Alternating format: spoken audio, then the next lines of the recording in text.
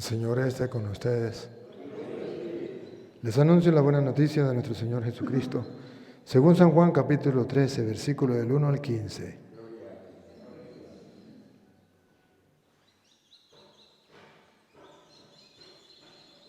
Antes de la fiesta de la Pascua, sabiendo Jesús que había llegado la hora de pasar de este mundo al Padre, y habiendo amado a los suyos que estaban en el mundo, los amó hasta el extremo. En el transcurso de la cena, cuando ya el diablo había puesto en el corazón de Judas Iscariote, hijo de Simón, la idea de entregarlo, Jesús, consciente de que el Padre había puesto en sus manos todas las cosas, y sabiendo que había salido de Dios y a Dios volvía, se levantó de la mesa, se quitó el manto y tomando una toalla se la ciñó. Luego echó agua en una jofaina y se puso a lavarle los pies a los discípulos y a secárselos con la toalla que se había ceñido. Cuando llegó a Simón Pedro, éste le dijo: Señor, ¿me vas a lavar tú a mí los pies? Jesús le respondió: lo que estoy haciendo tú no lo entiendes ahora, pero lo comprenderás más tarde. Pedro le dijo: tú no me lavarás los pies jamás. Jesús le contestó: si no te lavo, no tendrás parte conmigo. Entonces le dijo Simón Pedro: en ese caso, Señor, no solo los pies, sino también las manos y la cabeza. Jesús le dijo: el que se ha bañado no necesita lavarse más que los pies, porque todo él está limpio. Y ustedes están limpios, aunque no todos. Como sabía quién lo iba a entregar, por eso dijo: no todos están limpios. Cuando acabó de lavarle los pies, se puso otra vez el manto, volvió a la mesa y les dijo: ¿comprenden lo que acabo de hacer con ustedes? Ustedes me llaman maestro y señor, y dicen bien porque lo soy. Pues si yo, que soy el maestro y el señor, les he lavado los pies, también ustedes deben lavarse los pies los unos a los otros. Les he dado ejemplo para que lo que yo he hecho con ustedes, también ustedes lo hagan. Palabra del Señor. Gloria a ti, Señor. Digan conmigo: Santo y Divino Espíritu, lléname plenamente de tu luz, de tu sabiduría. Así sea. Siéntese un momentico.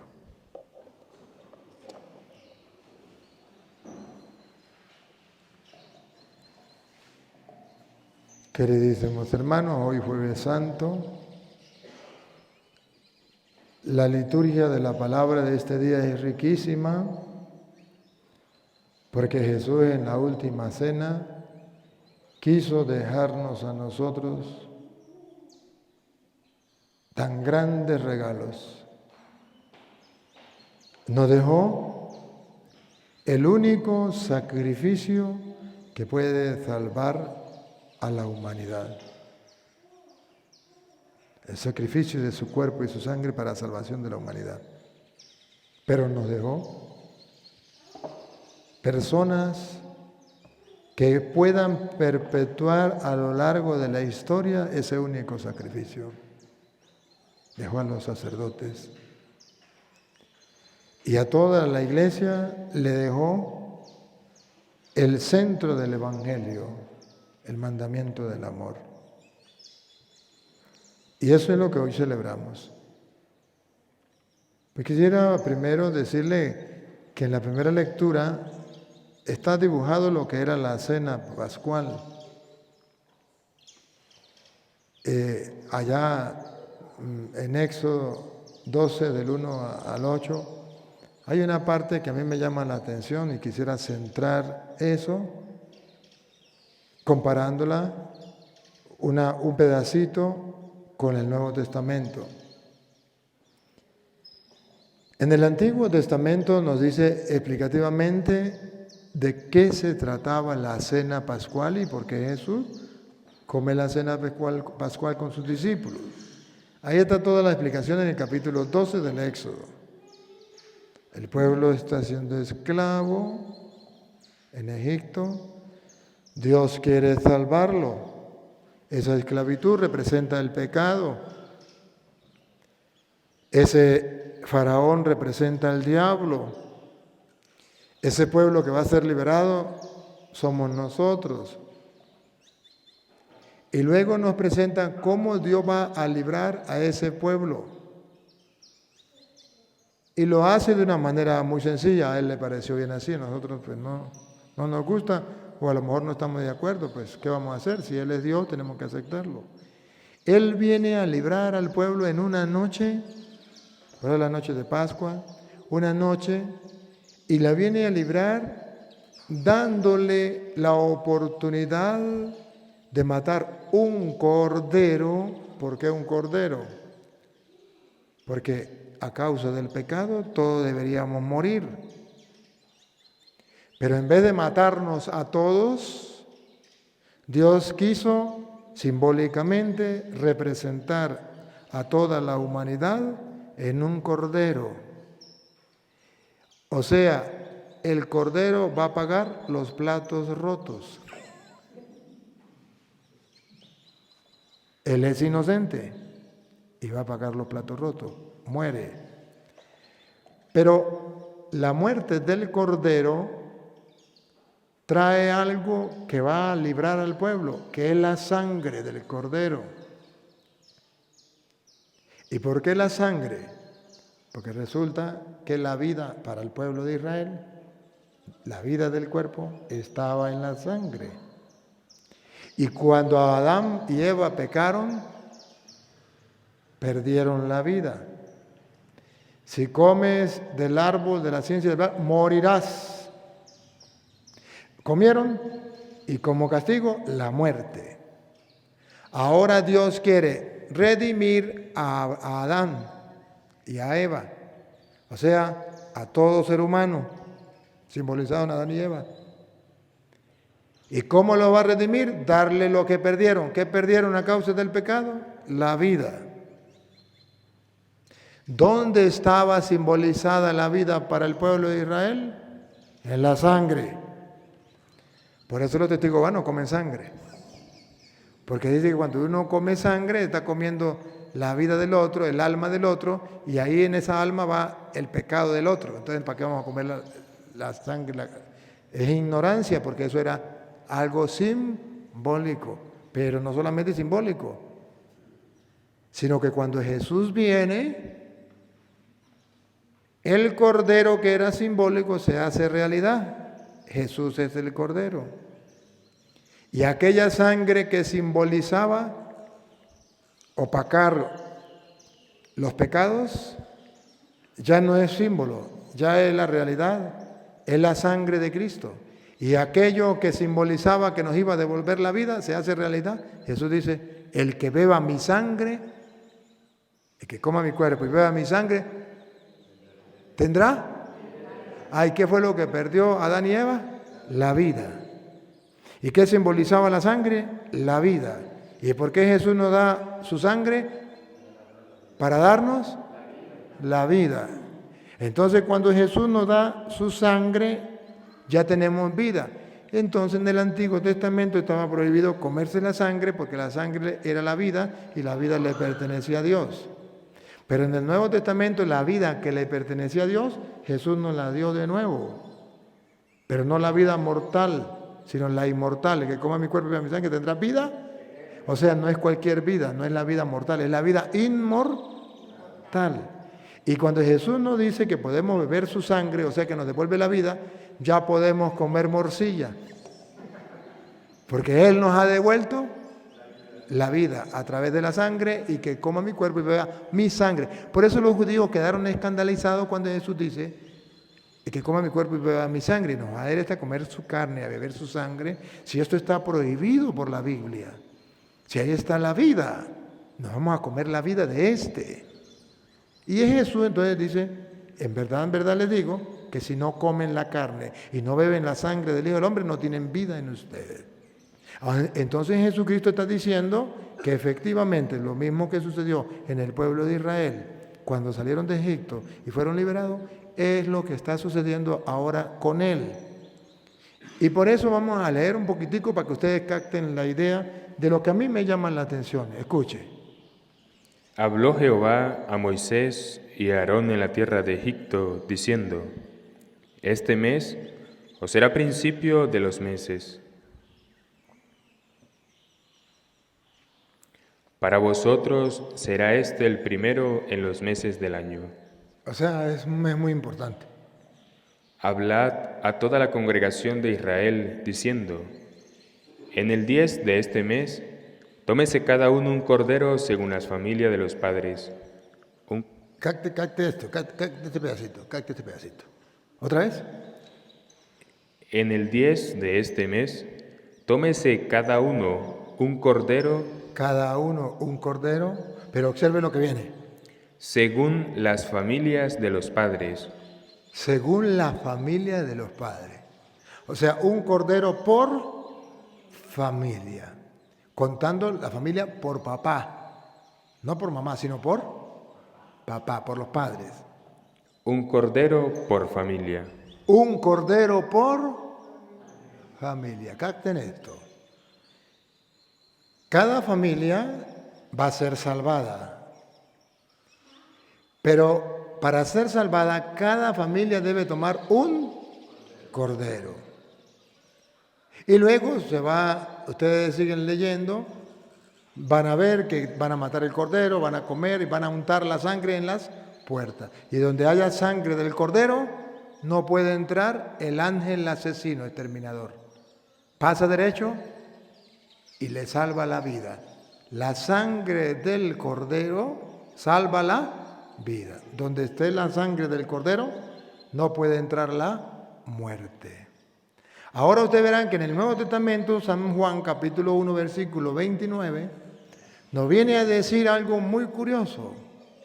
Como estamos en la Pascua, como Dios nos viene a salvar, Dios también quiere un cordero.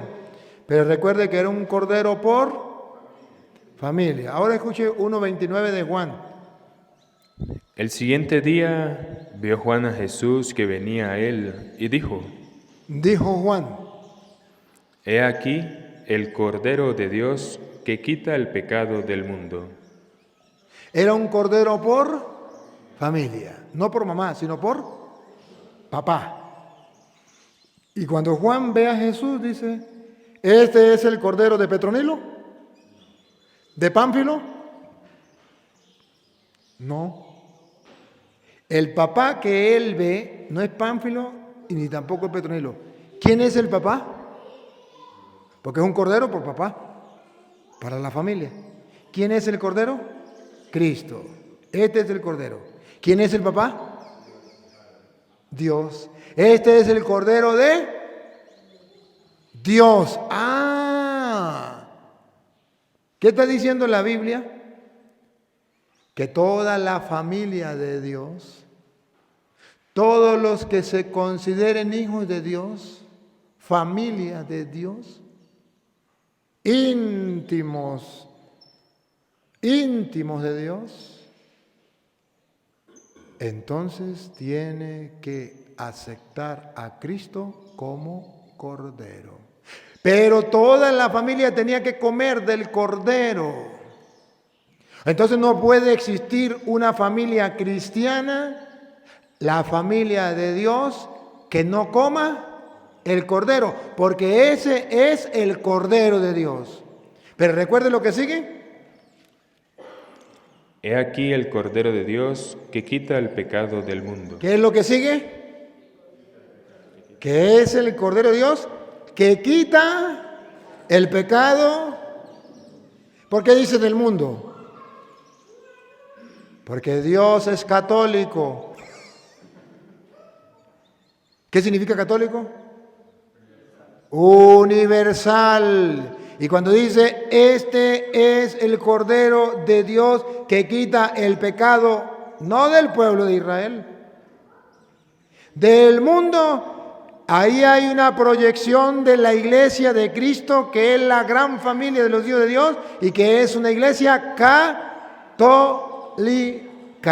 o sea, universal. Pero esa familia va a recibir la salvación, el perdón de los pecados, porque dice este Cordero de Dios que quita el pecado del mundo. Entonces esta familia tendrá que comer el cordero y por eso Jesús agarra pan y dice, esto es mi cuerpo. ¿Qué está diciendo?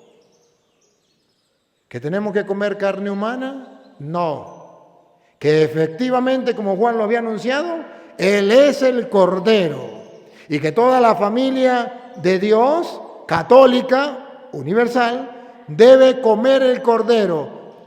Este es mi cuerpo que será entregado por ustedes. Hagan esto en memoria mía. Tomen, coman.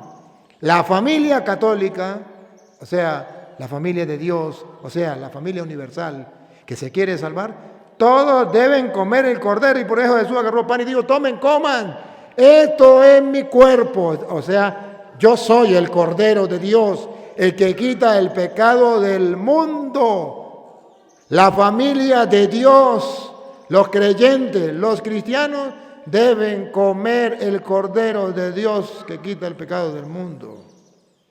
Y luego dice, agarra una copa y dice, la bendijo y dijo, tomen y beban todos, porque es la familia de Dios.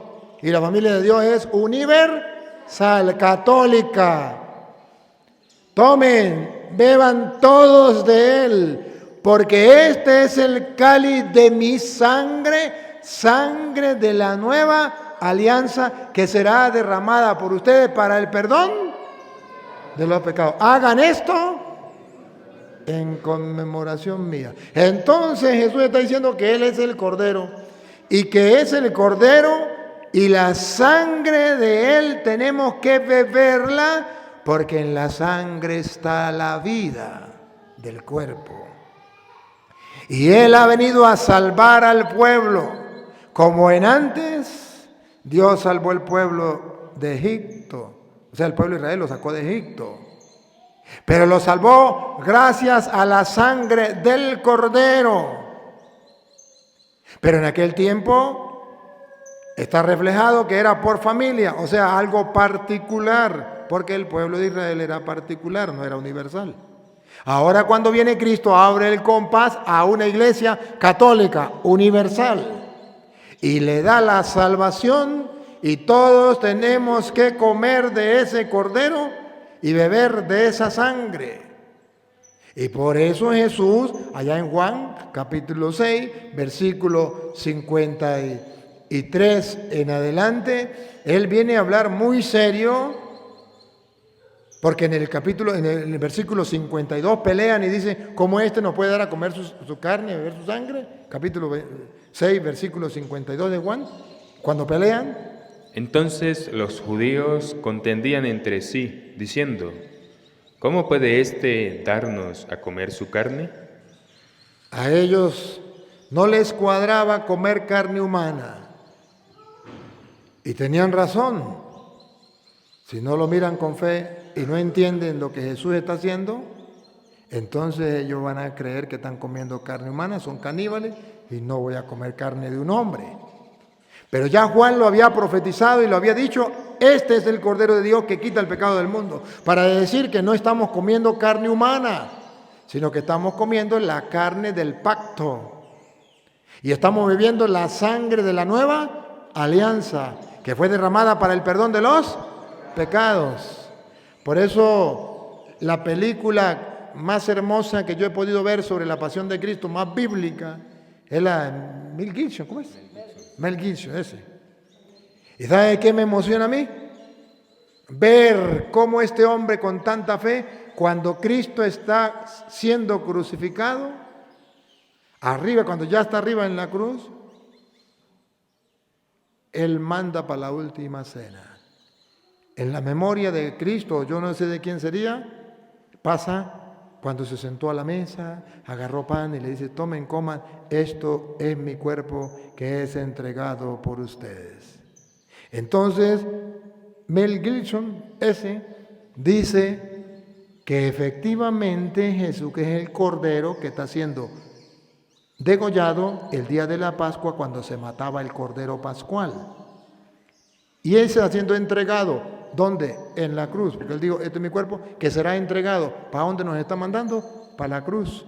Y por eso este actor manda a recordar. Y cuando Jesús entonces le dan la lanza y bota la sangre del costado, creo que es ahí mismo, lo pone el otro pedazo cuando dice, tomen, beban, esta es mi sangre, sangre de la nueva alianza. O sea, está uniendo el rompecabezas que es la Sagrada Escritura para mostrarnos a nosotros que no es sangre humana lo que estamos comiendo, o carne humana lo que estamos comiendo y sangre humana lo que estamos bebiendo, sino es la sangre del Cordero que, como en antes, como en aquel tiempo, libró al pueblo de la muerte, hoy nos libra a nosotros de la muerte. Por eso cuando ellos pelean y dicen, ¿cómo vamos a comer su carne y beber su sangre? Jesús sale al paso en el versículo 53 y dice, Jesús les dijo, de cierto os digo, si no coméis la carne del Hijo del Hombre y bebéis su sangre, no tenéis vida en vosotros. O sea, Jesús dijo, acuérdese allá en Éxodo 12, en el pacto, cuando Dios salva al pueblo en la Pascua, el que no untaba la sangre del Cordero en las puertas, no tenía vida. El que no comía, la familia que no comía la carne del Cordero, no tenía vida. A ustedes les va a pasar lo mismo. El que no coma la carne del Hijo del Hombre y no beba su sangre, no tendrá vida, porque la sangre es la vida que Dios nos devuelve. ¿La acepto o no la acepto? Nosotros los católicos decimos la acepto. Los protestantes dicen no la acepto. Esa es la gran diferencia enorme, gigantesca, entre un católico y un protestante. Aquellos ignorantes que dicen, eso es lo mismo ser católico que ser protestante, eso es lo mismo. No, hay un abismo de diferencia. Porque el católico pertenece a la gran familia de los hijos de Dios, donde hay un cordero por familia y es la familia universal, católica, donde Jesús es el cordero de esa familia y todos tenemos que comer su sangre y comer su carne y beber su sangre para tener vida. Y dice Jesús, y aquel que se meta protestante y no coma la carne del Hijo del Hombre y no beba su sangre, muy cristiano evangélico, muy bonito ese nombre, pero le aseguro, en verdad le aseguro que no tendrá vida. Por eso les puedo asegurar con firmeza que los protestantes trabajan para el diablo y no para Dios. Porque si Dios nos ha devuelto a nosotros la vida, el diablo nos quiere mantener en la muerte. Porque el diablo le lleva la contraria a Dios y en antes, con Adán y Eva, Dios le dijo, no coman de ese árbol. ¿Qué le dijo el diablo a Adán y a Eva? Lo contrario. ¿Qué era lo contrario? Coman. Ahora Jesús, para darnos la vida, dice, coman mi cuerpo, coman mi sangre. ¿Y ahora qué dice el diablo? No coman. ¿Y quiénes son los que dicen no coman? Pues el protestante que le trabaja al diablo. Y el católico ignorante dice, es lo mismo ser católico que ser evangélico. No es lo mismo. A no ser que usted no crea que Jesús es Dios. Si usted cree que Jesús es Dios, Él está hablando claro. Otra vez el 53. Miren a los protestantes, mírenlo. Miren los protestantes y después miren a los católicos. El 53, protestante. El 54, católico. Mírenlo. 53. Jesús les dijo, de cierto os digo, No está jugando, está hablando con verdad, con certeza. 2 veces de cierto significa no crean que es mentira. Deben creerlo con firmeza. De cierto os digo. ¿Qué? si no coméis la carne del Hijo del Hombre Si se mete a evangélico, si se mete a protestante y no come la carne del Hijo del Hombre, porque el pastor le dijo que no, porque el pastor le dijo, vamos a hacer una cena donde comemos gallota con Coca-Cola, pero ese no es el cuerpo de Cristo. Porque eso es un mero símbolo. Ahí Jesús estaba hablando, era un mero símbolo. No estaba hablando de verdad. Jesús vuelve a decir otra vez, si no coméis la carne del Hijo del Hombre y bebéis su sangre, no tenéis vida en vosotros. pero el diablo engaña a los protestantes, le dice, no coman la carne del Hijo del Hombre, no beban su sangre, no. Ahí Jesús dice que no tendrán vida, pero es mentira. Ustedes van directo al cielo con tu y zapatos y ropa. Ustedes solamente con ser evangélicos ya están salvos. Esa es la mentira diabólica, satánica, doctrina diabólica que el diablo le mete a los protestantes en la cabeza en contra de la palabra de Dios y por eso se llaman protestantes. Porque el acto salvífico es lo más grande. El acto más grande de amor de Dios es la Eucaristía. Donde Él se entrega, pues dice, nadie tiene más amor que el que da la vida. Pues ahí está la manifestación más grande del amor de Dios. Y ese amor es el que desprecian los protestantes. Pero ahí mismo en el 54 muestra a los católicos. Vean a los católicos en el 54. El que come mi carne Ya no protestante, porque el protestante no lo come. Pero como Él es el Cordero de Dios, de la familia, porque el Cordero era por familia, y es el Cordero de Dios que quita el pecado del mundo, o sea, la familia universal católica, el que coma mi carne, y bebe mi sangre, si usted se mantiene católico, si usted come el Cordero de Dios que quita el pecado del mundo, come su carne y bebe su sangre, promesa, y no puede fallar, porque es Dios. Si no fuera Dios, yo no le creería. Pero como es Dios, yo, sacerdote del Dios Altísimo, meto las manos en fuego por su palabra. Y digo, yo creo en su palabra, cueste lo que cueste. Él es Dios, Él cumple. Los protestantes dicen, yo creo en la palabra. ¿Cree en la palabra? Le hago la misma pregunta que Jesús le hizo a Marta. ¿Crees esto? La respuesta del protestante, no lo creo. Yo creo que es un mero símbolo. ¿Y por qué no lo cree? Porque los protestantes no son creyentes, los protestantes son creyones. Y hay diferencia entre un creyente que le cree a Cristo, que dijo, el que coma mi cuerpo y beba mi sangre, tiene vida eterna, porque yo soy el Cordero de Dios que quita el pecado del mundo. Y el que es un creyón,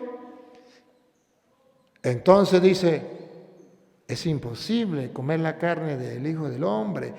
Nosotros no somos caníbales. Yo creo, según dice el pastor, que eso es un mero símbolo. Y ya con eso, pare de sufrir. Ya no tengo que hacer ningún trabajo de creer. Ya la conciencia la tranquilicé diciendo que es un símbolo. No tengo que hacer ningún ejercicio espiritual, ningún trabajo de fe para creer eso. Ya el diablo me tranquilizó diciéndome es un mero símbolo. Y Jesús, después de haber dado la promesa que el que coma y haber puesto la diferencia entre las dos cosas, el que no coma y el que no coma permanece en la muerte, el que coma tendrá vida eterna y lo dará en el último día, el versículo 55 lo aclara para que no quede duda. Escuchen. porque mi carne es verdadera comida.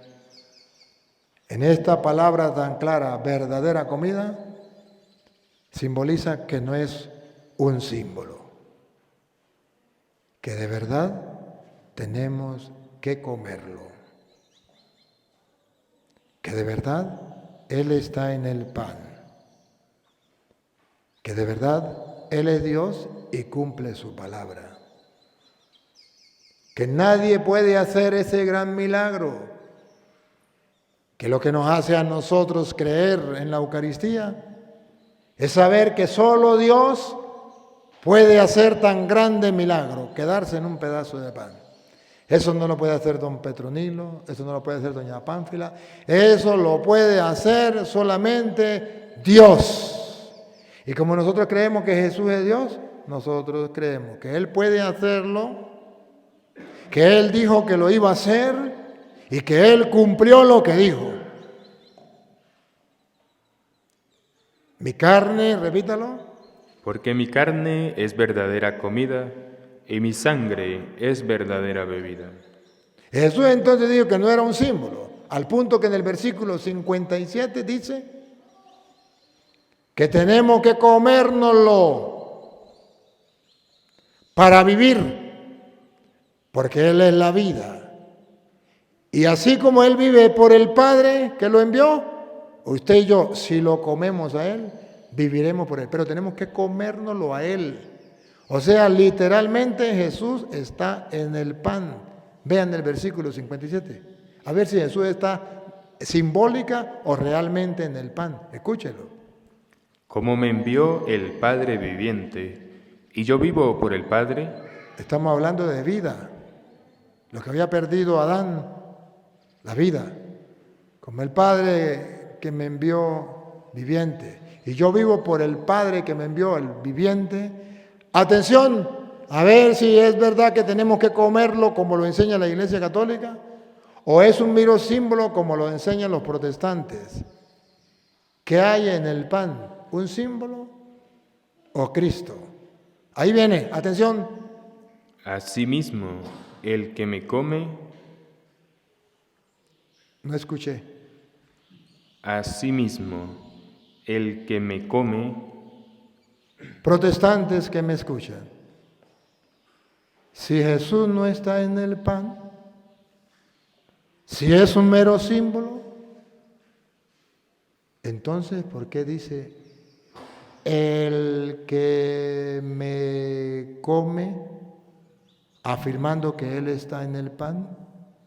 Repítalo. Asimismo, el que me come. ¿Está o no está en el pan? ¿Tenemos que comerlo como dice la Iglesia Católica o no debemos comerlo como dicen los protestantes? Repítalo. Asimismo, el que me come.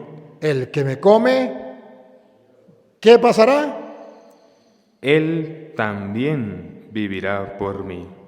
Él también vivirá por mí. ¿Y dónde nos lo vamos a comer? Juan 6:51 dice dónde nos lo vamos a comer. Escúchenlo. Yo soy el pan vivo que descendió del cielo. Si alguno comiere de este pan, vivirá para siempre. Y el pan que yo daré es mi carne, la cual yo daré por la vida del mundo. ¿Más claro? Imposible. Más claro, imposible. Católicos, más claro, imposible. Protestantes, más claro, imposible. Yo soy el pan vivo bajado del cielo. Si alguno comiere de este pan, vivirá para siempre. ¿Por qué? Porque Él es el pan, Él es la vida. Y el pan que yo daré es mi carne, por eso dice, el que me come. Y la daré para la vida del mundo, por eso dice, el que me come vivirá por mí. ¿Qué es lo que no entienden? ¿Qué es lo que no entienden? Ahora deben comprender por qué este día es tan importante para la Iglesia de Cristo, para la familia de Dios, para la Iglesia Católica. ¿Por qué es tan importante? Porque en un día como hoy, Jesucristo nos ha devuelto lo que habíamos perdido, la vida. Porque un día como hoy, Jesucristo nos ha rescatado de la muerte. Porque un día como hoy, Jesucristo nos ha salvado como en antes salvó Dios al pueblo de Israel, nos salvó del pecado, del diablo, del enemigo. Y porque un día como hoy, Jesucristo nos dejó lo que tanto deseábamos, vivir para siempre. Y la única condición que pone, la única, no pone como condición que tiene que recorrer el mundo entero de rodillas. Tampoco dice que tiene que a lo mejor irse a tal altura y tirarse de allá para pasar ese sacrificio. No, dice, el que coma mi cuerpo y beba mi sangre tendrá vida eterna y yo lo resucitaré en el último día. He dicho, caso cerrado, no se hable más. ¿Qué es lo que no entienden? Aquí no se trata de entender o no entender. Aquí se trata de creer. Punto.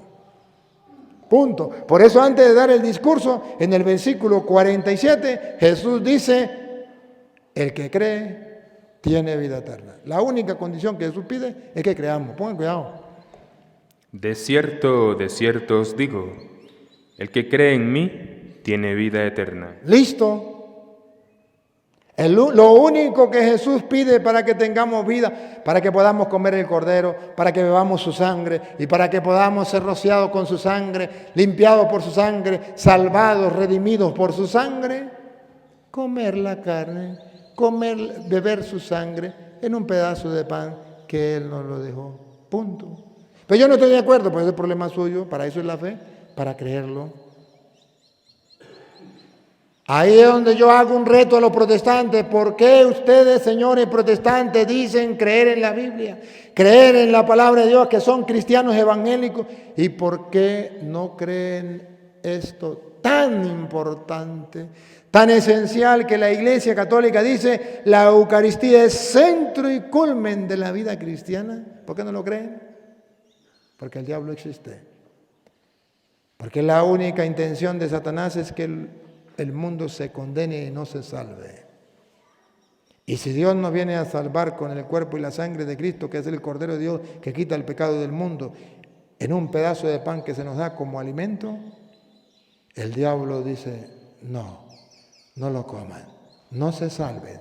Yo no quiero estar solo en el infierno, por favor, métanse a protestantes, no coman la carne del Hijo del Hombre y no beben su sangre. Yo no quiero irme solo para el infierno. Es un acto de fe. Y ahí es cuando nosotros decimos que somos salvados por gracia. O sea, es un don de Dios, es una gracia de Dios. Que Dios nos salve a nosotros a través de un pan, a través de un vino, y que se quede presente en eso para salvarnos así tan milagrosamente, así tan fantásticamente, tan milagrosamente, tan misteriosamente. Eso es gracia, eso es don. Los protestantes dicen, nosotros creemos que somos salvados por gracia, no por obras, sino por fe, por gracia. Pues nosotros los católicos también.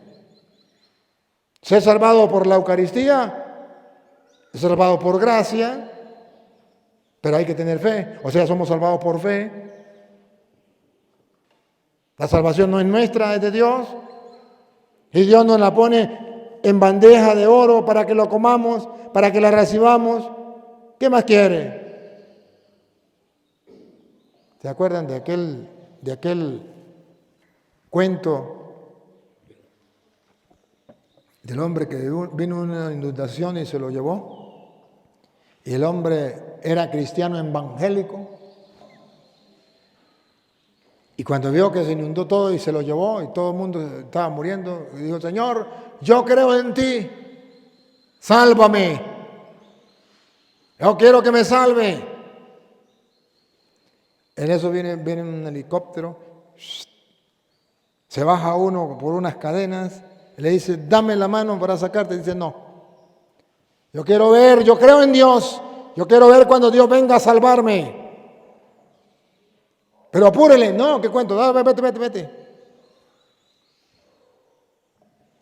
Viene luego una canoa Y vienen unos apurados dame la mano. No, yo quiero ver cuando Dios me salve.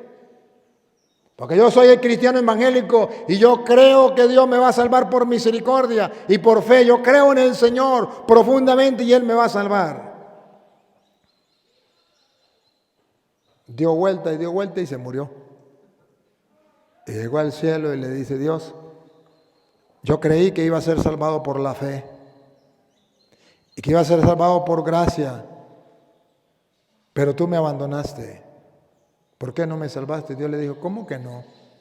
Yo hice lo que yo quise hacer y tú no lo aceptaste. Te mandé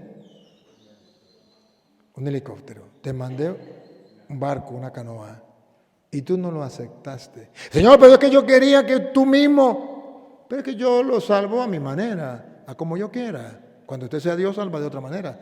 Pero si Dios no quiso salvar, el que coma mi cuerpo y beba mi sangre tendrá vida eterna y yo lo resucitaré en el último día. Ese es el Cordero de Dios, el que quita el pecado del mundo. Este es mi cuerpo, esta es mi sangre, sangre de la nueva alianza que será derramada por ustedes. Hagan esto en memoria mía. Y Dios nos está salvando de esta manera. ¿Por qué no nos dejamos salvar?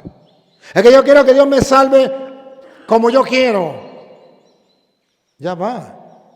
Pero si Dios me está dando todas las herramientas para salvarme, Dios me está mandando la salvación ahí en bandeja de plata, solamente que yo estire la mano y la agarre. ¿Por qué no tomo la mano para que me saquen ya? Si Jesús me está salvando. El trabajo del diablo es que no creamos. Y el trabajo del Espíritu Santo es que creamos. Y los protestantes trabajan para el diablo robándole la fe a los católicos.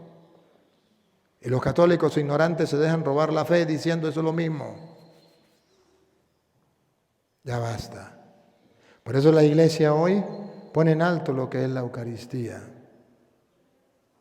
Y Dios ha querido dejar a los sacerdotes para que hagan ese trabajo. Hagan esto. ¿Qué es lo que no entienden?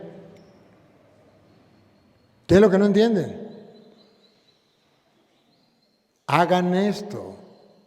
Es que mismo San Pablo, en la segunda lectura del día de hoy, de 1 Corintios capítulo 11, versículo 23, que es la segunda lectura del día de hoy, ¿qué dice San Pablo? Que Jesús dio la orden, hagan esto. ¿Y qué significa hagan esto? Significa ustedes lo van a continuar haciendo en el transcurso de la historia de la humanidad. Yo lo hice una vez, pero ustedes lo van a prolongar, ustedes lo van a extender, ustedes tendrán que hacerlo, yo los delego, yo los mando. Escuchen, 1 Corintios capítulo 11, versículo 23 en adelante. Porque yo recibí del Señor lo que también os he enseñado. Eso no es invento de la Iglesia Católica, no es invento del Papa y los curas. Yo recibí del Señor, dice Pablo, eso es invento de Dios. Que el Señor Jesús, la noche que fue entregado, tomó pan. Y Pablo dice, no lo inventé yo, eso lo inventó el Señor y yo solamente lo acepto. Si el Señor lo inventó, yo lo recibí y a mi vez yo se lo doy a conocer a ustedes.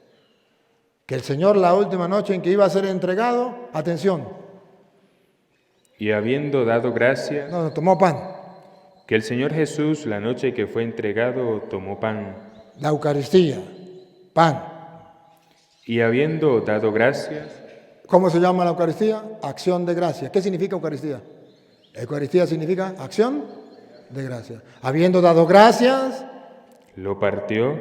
Lo partió significa que Jesús se entrega, que Jesús muere, se parte. Ahí está reflejada la muerte de Cristo.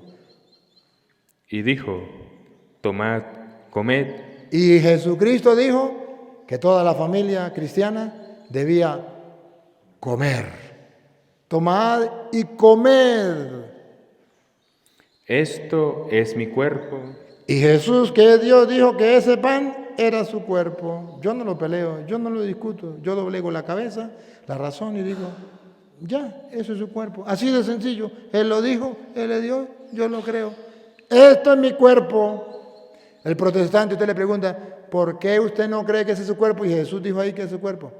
Bueno, porque teológicamente, según el pastor Petronilo, según el pastor Pánfilo, cuando Jesús dijo, esto es mi cuerpo, no quería decir que eso era su cuerpo, quería decir que eso simbolizaba su cuerpo.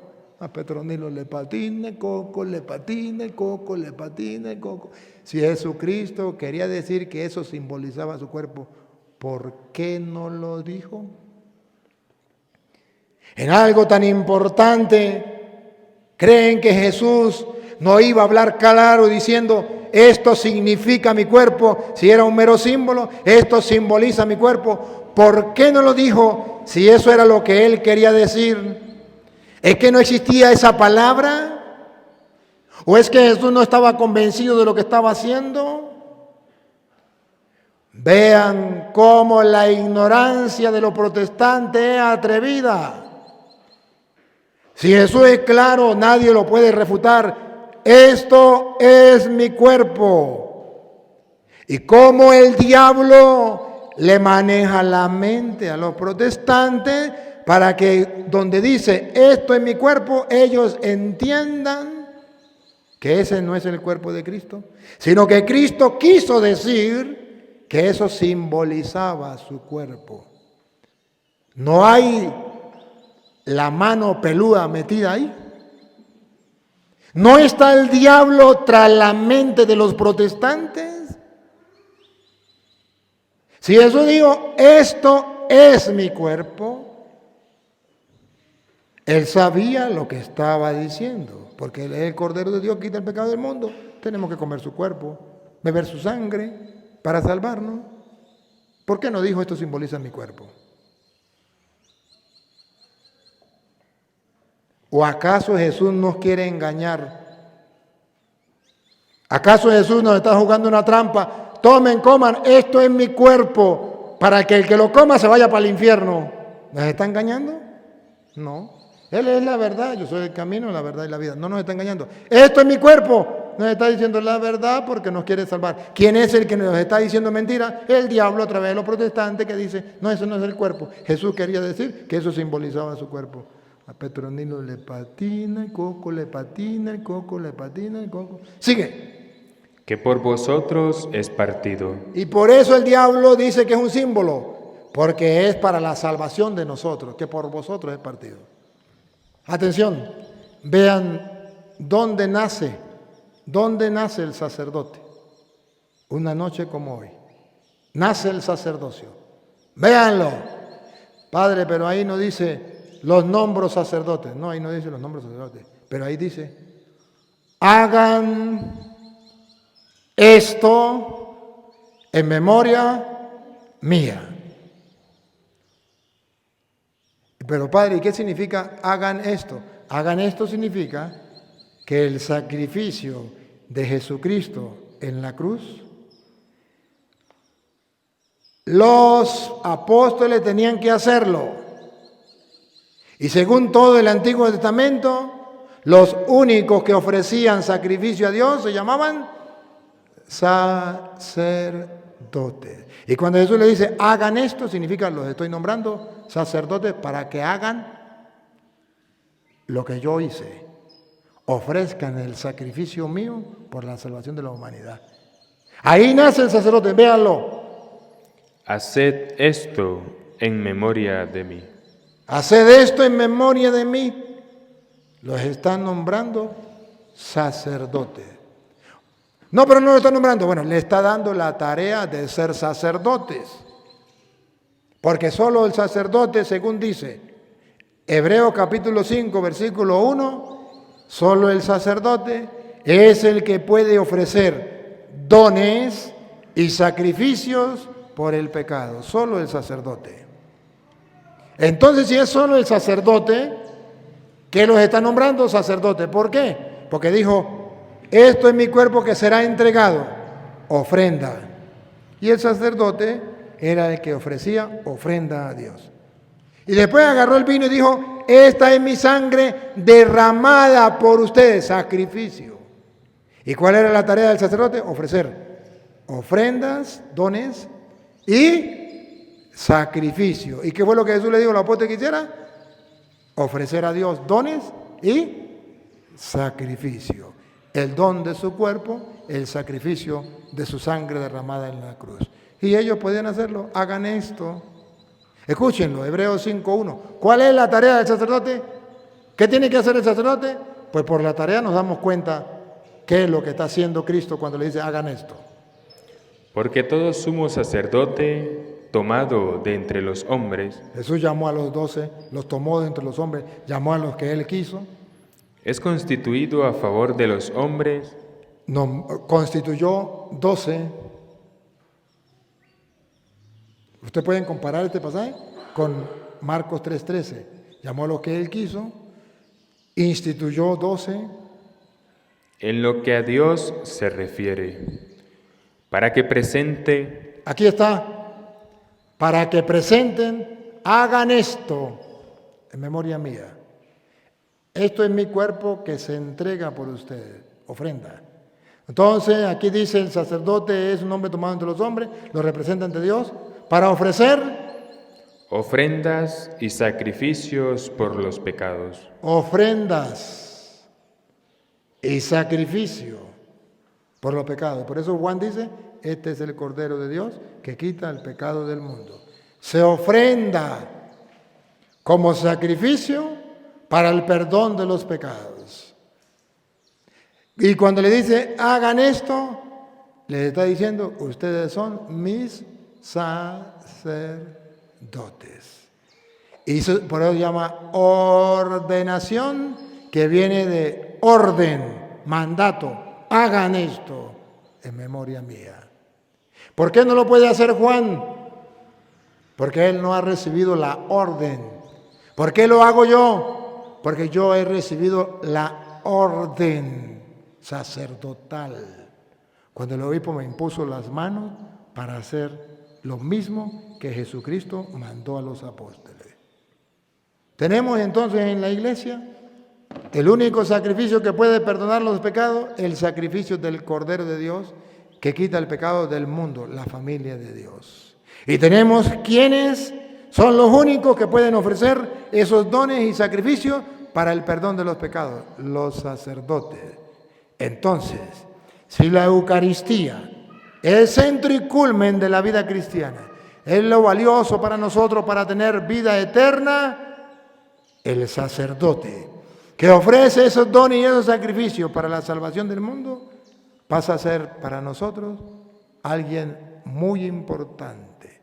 Tan importante que San Lucas capítulo 10, versículo 16, viene a decir que Jesucristo se hace uno con ellos, porque el sacerdote es muy importante. Y Jesucristo lo dibujó en San Lucas 10, 16, la importancia del sacerdote. Óiganlo.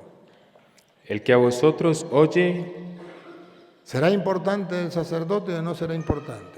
Que Jesús le dijo, el que a vosotros oye, el que oye al sacerdote, a mí me oye. ¿será importante o no será importante? El que a vosotros oye, a mí me oye. Escuche. Y el que a vosotros desecha, Y los protestantes que desechan a los sacerdotes de Cristo, ¿qué están haciendo? a mí me desecha. Y los sacerdotes que desechan a los sacerdotes de Cristo, y los protestantes que desechan a los sacerdotes de Cristo, que los rechaza, que hablan mal, que los malponen y que dice que eso no es importante, los desechan. Jesucristo dice, otra vez, el que al que usted escucha, a mí me escucha, y el que usted desecha, a mí me desecha. Que no está en la Biblia, repítalo. El que a vosotros oye, a mí me oye. Católicos, por eso amamos y respetamos a los sacerdotes, porque vemos en cada sacerdote a Cristo. A mí me oye. Vean el pecado de los protestantes, véanlo con la lupa. Y el que a vosotros desecha, Los protestantes desechan a los sacerdotes de Cristo. a mí me desecha. Díganme, si no está metida la mano peluda de Satanás en los protestantes, para que puedan desechar a los ministros de Cristo. Y al desechar los ministros de Cristo, están desechando al mismo Cristo. El que a ustedes desecha, a mí me desecha. Cuando los protestantes van a convertirse, cuando van a descubrir que están desechando a Cristo, cuando desechan a sus sacerdotes. ¿Cuándo? Cuando por fin haya un católico que les predique la palabra de Dios. Cuando por fin se encuentren con la Biblia tal y como Cristo la dejó y crean en el Evangelio. Por eso Jesús dice, conviértanse, crean en el Evangelio. Y voy a terminar con San Juan capítulo 15, versículo 13. San Juan capítulo, si quieres desde el versículo, 15, 13 de San Juan, que dice, atención. Nadie tiene mayor amor.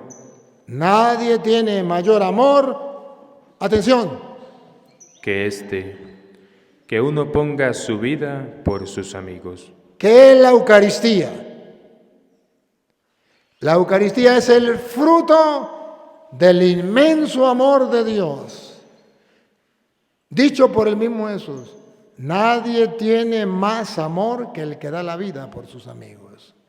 Y cuando Jesús dijo, tomen, coman, esto en mi cuerpo, que es entregado por ustedes, hagan esto en memoria mía. Tomen, beban esto en mi sangre, sangre de la nueva alianza que será derramada por ustedes, para el perdón de los pecados. Hagan esto en memoria mía. Nadie tiene más amor. O sea que la Eucaristía no es otra cosa sino la manifestación plena del amor de Dios, que nos ama tanto que se ha entregado para nuestra salvación. Rechazar la Eucaristía no solo es rechazar a Cristo, es rechazar el inmenso, el mayor amor que pueda existir en el mundo, manifestado en la Eucaristía. Nadie tiene más amor que el que da la vida por sus amigos. Y el Señor entonces nos está invitando a nosotros a amarnos, porque no solamente Él dio la vida, según dice Primera de Juan capítulo 3 versículo 16, así como Él dio la vida por nosotros, nosotros debemos dar la vida por los hermanos. Porque ya en la Eucaristía descubrimos que Cristo dio la vida por nosotros. Ahora nosotros tenemos que seguir su ejemplo. Óiganlo. Primera de Juan, capítulo 3, versículo 16. En esto hemos conocido el amor, en que Él puso su vida por nosotros. Ahí cada Eucaristía conocemos el amor de Dios. También nosotros debemos poner nuestras vidas por los hermanos. Si nadie tiene más amor que el que da la vida por sus hermanos, también nosotros debemos dar la vida por los hermanos, siguiendo el ejemplo de Cristo que dio la vida por nosotros. La pregunta entonces viene: Cristo nos salvó a través de la Eucaristía y esa salvación llega a nosotros cuando comemos su cuerpo y su sangre. Y es la manifestación plena de su amor. ¿Lo creo? ¿Lo estoy viviendo? Si lo creo, como consecuencia, así como Dios me amó a mí, que dio la vida por mí, así también yo debo amar a mis hermanos hasta dar la vida por ellos. ¿Lo estoy dando? ¿Estoy dando la vida por los hermanos? ¿Estoy dando la vida por los demás? ¿En qué momento? De allí viene lo que la Iglesia Católica nos enseña. Todo lo que haga, ofrézcaselo a Dios por amor a Él y por la salvación de los hombres. Que si usted está trabajando, tirando charapo, paleando en el campo, y usted está sacrificándose allí, botando la gota gorda, pasa hambre o pasa sed, aguanta solo o lluvia, no pierda la oportunidad de dar la vida por sus hermanos. ¿Cómo? Ya tiene que pasar ese sufrimiento porque tiene que trabajar. Está dando la vida, pero no de la vida así, por así al azar. De la vida por sus hermanos. Dígale: Señor, te ofrezco este sacrificio por la salvación del mundo, por mi familia. Te ofrezco este sacrificio por mi hijo, por mi esposa, por mi esposo, por mi tía, por mi abuela. Te ofrezco este sacrificio por la conversión de los pecadores. Da la vida por sus hermanos. Que si usted tiene que cocinar y le cuesta, no le gusta cocinar, da la vida, ahí está dando la vida por sus hermanos. Hágalo con amor y dígale: Señor, si fuera por mí, no cocinaría, pero por ti voy a cocinar. A ver, todo lo que haces, todo lo que hagas que lleve sacrificio, sígalo haciendo, pero ahora cambie. Ofrézcaselo a Dios, Señor, por ti y por mis hermanos, porque nadie tiene mayor amor que el que da la vida por sus hermanos. Aguante la enfermedad, ofrézcasela a Dios por sus hermanos. Toda su vida, todo su sacrificio, ofrézcalo a Dios por sus hermanos. Y estás viviendo el amor de Dios a plenitud. Papá Dios, te doy gracias porque a través de tu palabra podemos descubrir tu inmenso amor. Y tu inmenso amor al extremo. Nos amó hasta el extremo. Y la Eucaristía es el fruto de ese amor hasta el extremo, derramando su sangre por nuestra salvación. Ayúdanos a no desperdiciar tremendo regalo de gracia. Es don, es gracia. Ayúdanos, Señor, a no hacernos sordos a tu voz. Ayúdanos a no despreciar tu salvación. Ilumina a los protestantes para que vean con claridad que el diablo les quiere robar la salvación que tú nos trajiste al mundo. Señor, darles una chispa de fe que se conviertan y vuelvan a la iglesia. Que tengan una conversión sincera, conviértete y crean en el Evangelio. Y así puede haber un solo rebaño bajo un solo pastor. Y a ti, Dios, que quiere que todos los hombres se salven y lleguen al conocimiento de la verdad, a ti sea la gloria, el honor, el poder, la adoración por los siglos de los siglos.